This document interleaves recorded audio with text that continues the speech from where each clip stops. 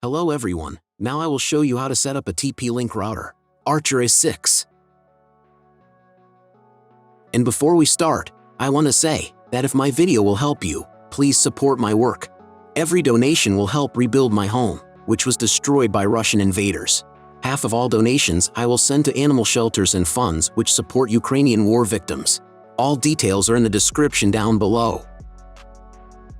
The first thing you need to do is turn on the router. Take the power adapter.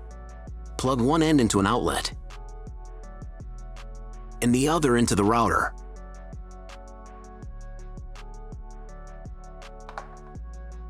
On some models, you need to press the power button.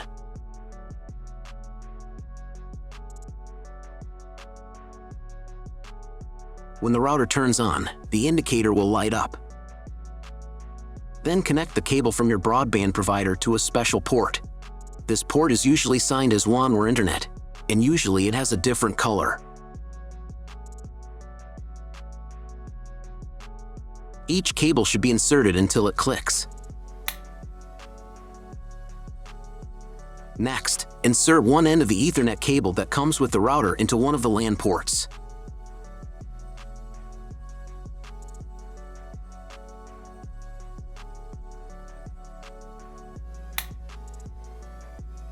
And plug the other end into the Ethernet card of your computer or laptop.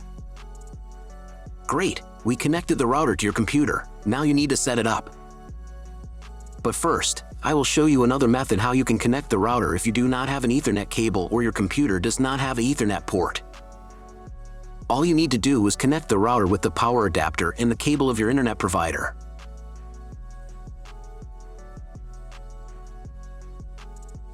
When you do this, your router will immediately distribute Wi-Fi, but the internet will not be available. If the router is new and has never been configured, the Wi-Fi network will be with the name of your router. The router name and Wi-Fi password are printed on the sticker that is located on the router. These credentials are different for each router. Connect to it. Great! You have connected to the router. Now let's proceed to its configuration. First, open your browser and go to the URL that you see on the screen. Use the address bar, not the search bar. If the link doesn't open, or you see a page with a password that you don't know, it means that your router has already been configured, and you need to reset it to factory settings. Press the special reset button on the router for 5 to 10 seconds. The indicators on the router will blink. Usually this button is inside the router case to prevent it from being accidentally pressed. In this case, press it with a thin object. The router will reboot and the settings will be reset to factory defaults. Then you can try to enter the router settings panel again. If your router settings panel looks not like mine, it means that your router has a different version of firmware. I recorded a video for each type of firmware. All links are in the description down below. So, first of all, you need to create a username and password for your personal account. Some firmware versions don't have this form, but if it appears, fill in all details and memorize them.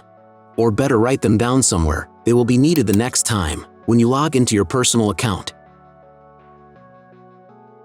First of all, run the quick setup to manually configure your internet connection and wireless settings.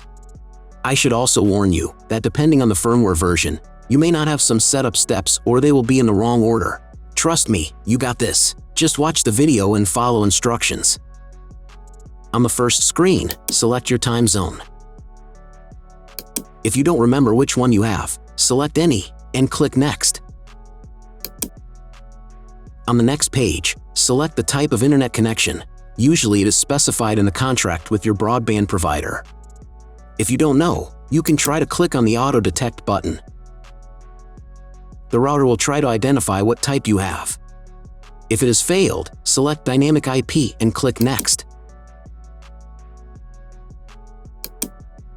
Depending on what type of connection you have chosen in the previous step, this page may differ from mine.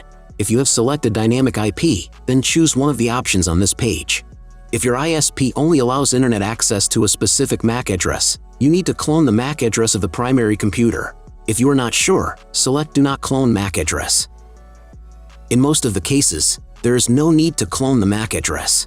But if you can't get the internet connection after quick setup, please run it again and clone the MAC address for a try. On next page, set name and password of your future Wi-Fi network. You can enable the available modes of your router. There will be one or more modes available. If there are several, enable them and enter for each network the name and password of your future Wi-Fi network. Password must be at least 8 characters long.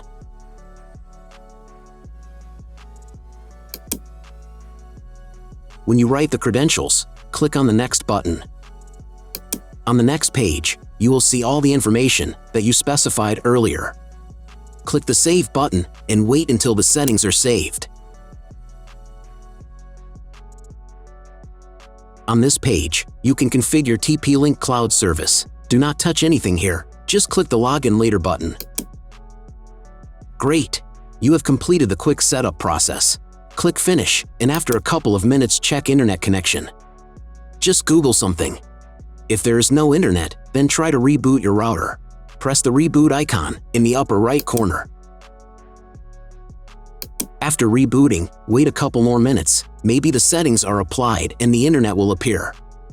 If the internet still does not appear, check again whether you have connected all the cables correctly. If after all manipulations you still have no internet, then go to the Basic tab. Then select Internet. And then clone MAC address. After that, save the settings. Reboot your router and after a couple of minutes check internet connection. If internet still doesn't appear, contact your internet service provider. He will tell you what type of connection you have and what other settings you need to do.